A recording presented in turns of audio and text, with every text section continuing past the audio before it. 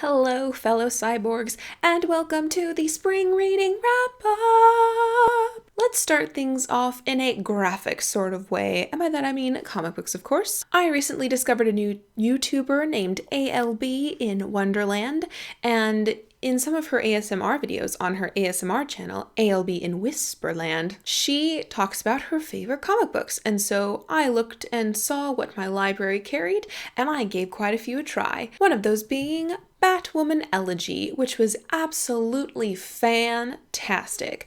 I'm considering buying this, but I certainly want to check out more stories with Kate Kane as Batwoman. Next, I picked up Catwoman Volume 5, mostly because Adam Hughes did the cover art, and he bases Selena Kyle off of Audrey Hepburn, which I thought was adorable, and I really wanted to see Audrey Hepburn in a cat suit. Next, I picked up Gotham City Sirens, which is a very cheesecakily drawn comic about the Gotham City Sirens, Poison Ivy, Harley Quinn, and Catwoman, and this was highly entertaining, loads of fun. Then I picked up Batman Hush, which is a very dramatic Batman comic, also one of the tenets of the Batman comics. I liked it better than some of the other quintessential Batman comics, and though I was un petit peu confused because I am not well versed in the Robins, it was still very enjoyable. Next, I finally picked up any volume of the Gail Simone run of Birds of Prey, because this is supposed to be a really kick-ass, all-female superhero comic,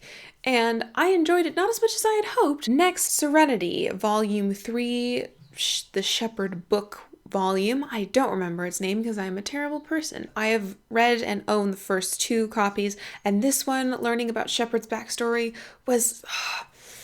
It was kind of heart-wrenching because it's one of those things never had the chance to develop in the TV series, but it was one of the hanging, gobfruit mysteries left behind when Firefly got left behind. And so finally getting to see his story was bittersweet. And lastly, I finally picked up Volume 1 of Rat Queens because everyone has been raving about this MFer. I enjoyed it, but I wasn't super... I am not a huge RPG player. I don't have a World of Warcraft account. If I did, I probably would not have enough time to upload videos. So I didn't really have that guild sort of connection nostalgia to fall back on. I thought the characters were interesting, but I wasn't really compelled to read Volume 2. And finally, not technically a comic book, but recommended by ALB in Whisperland, and also comic book related, was DC Comics CoverGirls, which is a lovely, huge coffee table sort of style book with beautiful prints of DC's comic book covers, and it gives a really rough history, background, and description of all the different heroines and anti-heroines and plain villainesses that roam around in the DC universe. Moving right along to science fiction. So first up was Cuckoo's Egg by C.J. Cherry. C.J. Cherry is really well known for writing aliens. She just can really get an alien species that feels alien. It's not just people who happen to be purple.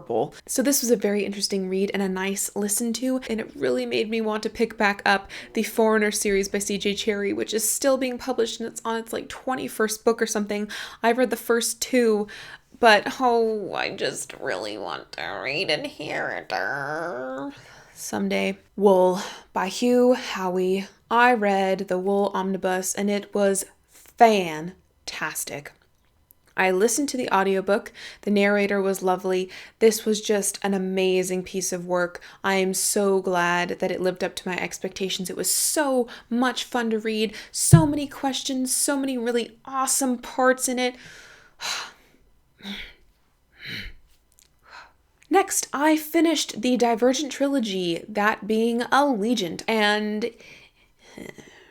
Next, I read two Roger Zelazny books, the first being A Dark Traveling, which is Zelazny's only young adult book. It had witches and werewolves and interdimensional travel and golems and it shouldn't have worked, but somehow it did, and I'm so envious.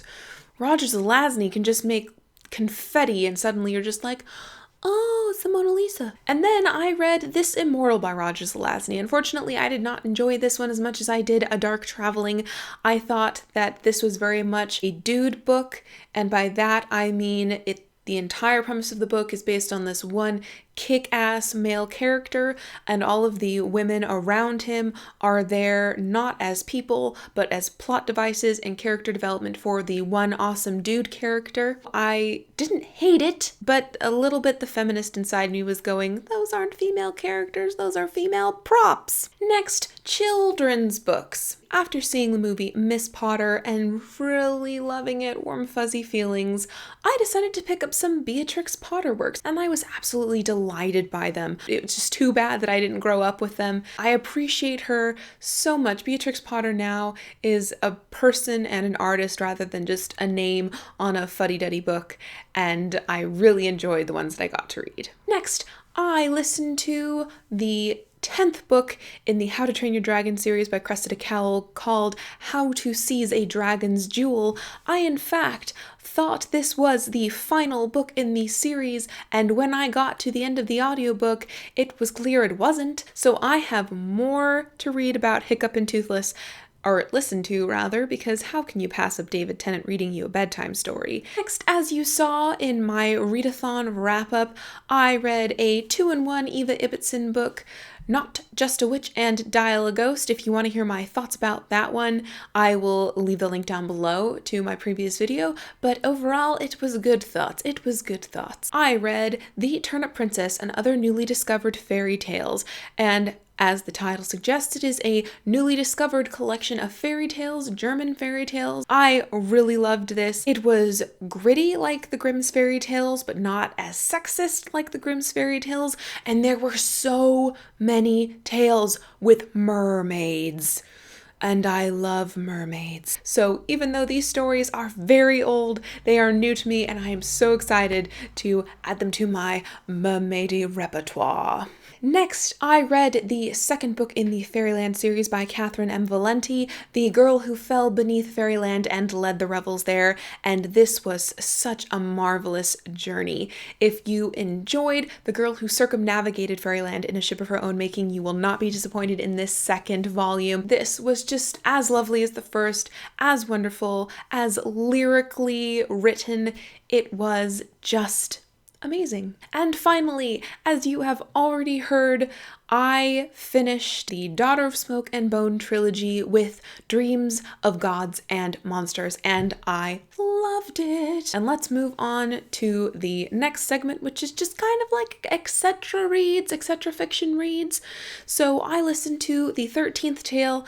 This is a book about books, which I was really eager to read. It started off really strong, but then it just kind of faded away, and I predicted things, and it had a really soft ending, so I wasn't a huge fan of this. Then I also read a historical romance book, Lord of Scoundrels, and this was really great.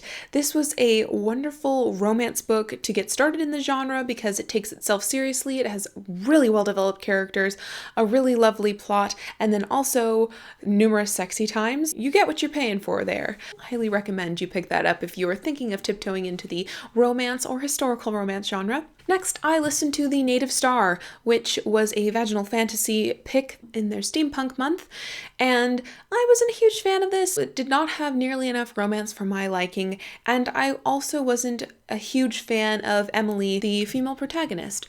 So I didn't hate it. If it has a sequel, I don't think I will be picking it up anytime soon. Then I read Omens by Kelly Armstrong, who is a Canadian.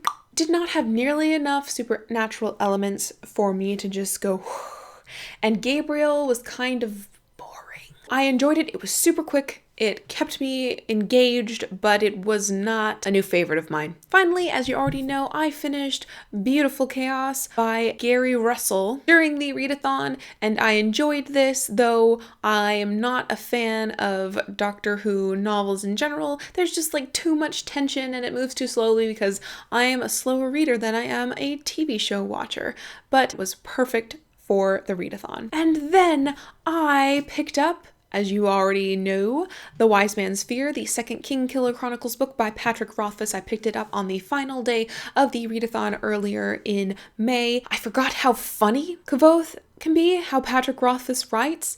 This is a very chunky book. It is 1,100 pages, and there were so many times where Kvothe, had goal one, but then he had to do a sub goal. Then there was another sub goal and another sub goal, and I was just like, Kvothe, no, you're gonna forget what the whole point of this story is, which is you being cute with Denna, crab nabbits. I learned so much more about the world, about Temerant, and that was really exciting. The Ademre were so intriguing. Oh, my lordy Lou.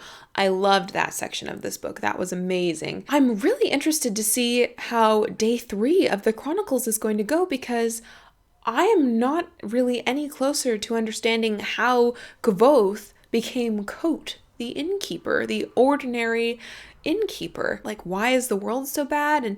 And are we gonna is it gonna be fixed? And what's gonna happen? So I really enjoyed myself.